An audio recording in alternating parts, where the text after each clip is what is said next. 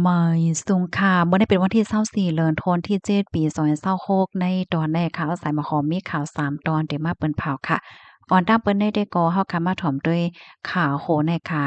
เข้าตั้งจอมจึงเมืองโฮมตุ้มดีกว่าเมืองไทยนั้นออกมาเย้าในค่ะเนาะวันที่มันมื้อวันที่23เดือนธันวาคมที่7ปี2026ในมีข่าวงาออกมาว่านายศรีศักดิ์พงษ์เกตแก้วแก่มจอมพ่องหลงและพ่องหลงฝ่ายนอกเมืองลาดว่า จอมจึงเมืองคมตุ๋มมินออนไลน์เดออกข่าวต่างเข้าเมืองไทยในวันที่6ต่อถึงวันที่7เดือนธันวาคมปี2026ไว้หลังเสอ่อนหน้าในมีลองออกข่าวต่างกว่าหลายๆเมืองเหมือนจังหนังเมืองอินเดียเมืองลาวและเมืองแขในเลยฮู้ว่าลองอันเดอบโอ้กันแต่ก็ได้มีเหมือนจังหนังแกลิดลองข้องคำปัญหายาเมากำค่ะปยกสายงายเงาลาย ปางตึกอันเป็นว่าอยู่ดีดังพอตอนแลนลิ้นเนาะเหย่ากอแม้นำอันเป็นกอกแม้นำอ่ำเจิ้นสายไหลเจิ้นในเฮ็ดแหนคะเลยฮู้ว่าลวงออกข้าวตั้งเขาเมืองไทยจอมจึงมิ่นอ่องหลายปอกกำไนมีขับหมายเด็กเขาโคบโทบดังอนุทินชาญวีรกุลจอมพ่องหลงเมืองไทยเนี่ยค่ะ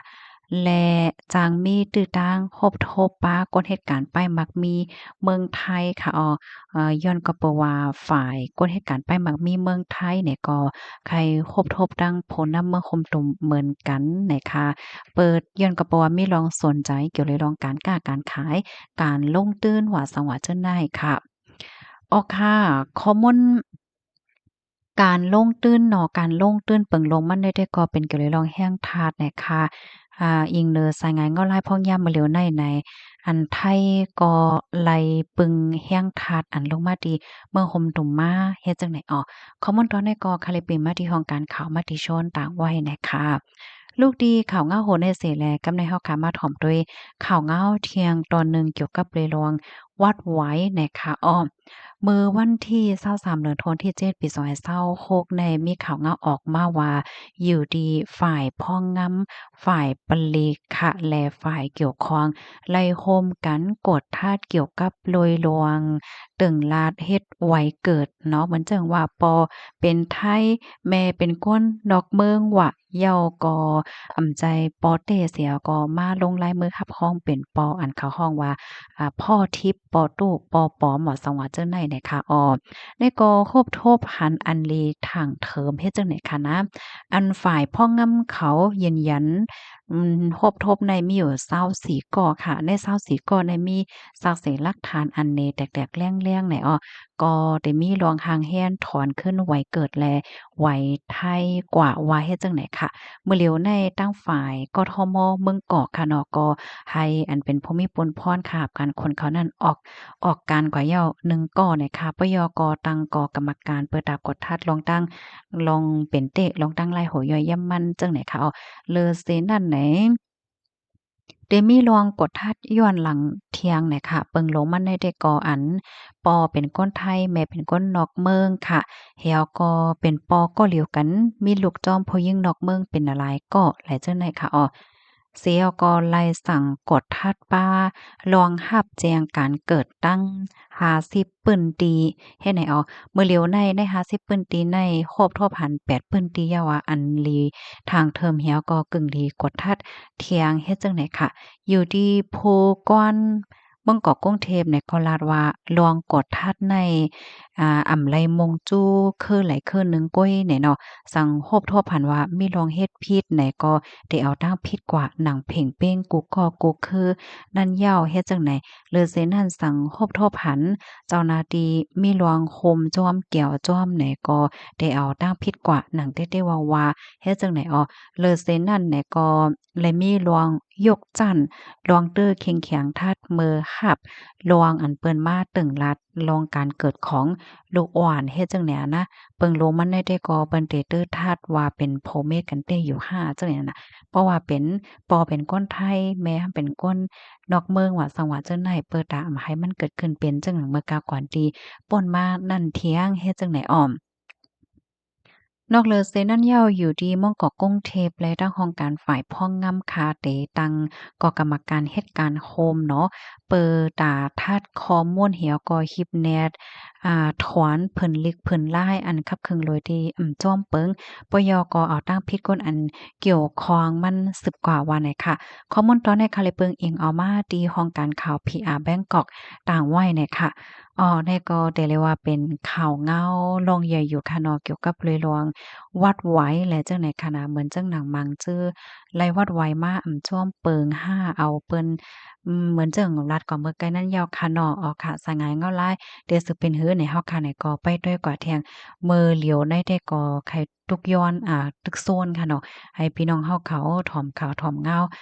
นำค่ะเนาะเปิงลงมันในพี่น้องแห่งการยานเมืองค่ะเนาะข่าวเงาลองวัดลองไหวก็มันมีหลายจุดหลายเสี้ยนเฮ็ดจังไหนคะนะเหมือนจังหนัง วัดไว้เจ้าเก่านั่นเป็นไว้เซียนหลายแลจังได๋คะเนาะน่ะเฮือเต็มตกลื่นให้ไหนนะมื้อเลียวในอันเป็นเซียนวัดไหวเตหมดปลายปีแน่ๆตั้งฝ่ายผู้ใหญ่ก้นลงเขาอบโอ้เหี่ยก็หันหลีแต่ต่อพันเที่ยงเหย้าจังได๋คะอ้อก็เตจังอยู่ไลกว่าเที่ยงต่อถึงปีหน้าปี2027เฮ็ดจังแหนนะ ป้องว่าเมื่อเร็วในสังเจอหนังพี่น้องเฮาเขาดีอันเฮ็ดวัดเฮ็ดไหวถูกแม่นนั่นแต่มันก็โลไหลไม้ใจหังไหนค่ะเนาะเจออันวัดไหวไหลม่ำแม่นจ้อมเปิงนั้นแล้วค่ะอันไหลไม้ใจพ้องยามมื้อเหลียวในค่ะกำในเฮาค่ะมาถ่อมด้วยข่าวงาแถงตอนหนึ่งค่ะซื้อเกาก้างเก็บซึกใหม่ซึกเกาก้างเก็บซึกใหม่จ้อมหมู่วานนอกเว้งลาซิล1วันไหลหาก็ซึกแขกเกาก้างเก็บซึกใหม่ จอมหมู่หวานในจือเว้งลาซิวเมืองใต้ปอทอง1วันไหลหาก้อก้นปื้นตีลาดก้นปื้นตีลาดีสื่อข่าวว่าป่นมาเมอโหเลินโทนที่7นั่นซึกแขกเกาก้างเข้ามาในหมู่ในวานเสียวก็ห้องก้นวานเฮ็ดปังกลุ่มเหย้าลาดว่าเดลัยกว่าเฮ็ดซึกแหน่ค่ะอ้อป้อหมู่วานใหญ่ในเขาย้อนเป็น7-8ก่อกว่าค่ะวานเล็กซ้ำ2ก่อกำนำได้ก่อ1วาน5ก่อเขาแจกไว้ปันหมดเหย้า ป้อวานเลขกอกว่าเอกวานใหญ่กอกว่านำนั่นออกว่าไหนก้นจื้ออันตกนาเฮิรนนั่นแต่กอไหนไว้วันที่25เดือนธันวาคมปี2026เป็นวันลื่นสุดสิเตมาห้องกว่าในยาวค่ะสืบลาดว่าไว้วันที่25ถึง28เดือนธันวาคมในเป็นวันลื่นสุดเขาอะเจ็มวานเจ้าหลอยเจ้าได้เจ้าแขป้าโมดเยาค่ะ ป้อก้นวานอ่ำกว่าปลูกก้างวานก็เตไลเฮ็ดโหนาปิตุจิตต่างในคะอ้อเขาเตใจเฮ็ดได้5อ่ำเฮ็ดได้5อ่ำโฮวันมันก็จำถึงยาวว่าไหนหมู่วานจื้ออันถูกซึกเกากลางเขาเก็บซึกใหม่ในแต่ก็ได้เป็นวานเสียนค่ายตวยปางค้ำนำพักอ่อนโขเล็กหนองพ่อวานป้อยหลวงนำหม่อ2วานก้องหลงนำสอมแลโฮมตั้งต่างวานเทียงอยู่ในออกเมินหนังนั้นตั้งเจอเว้งกดขายนั่นก็ซึกเกากลางยามติ่งยอบเอาลูกซึก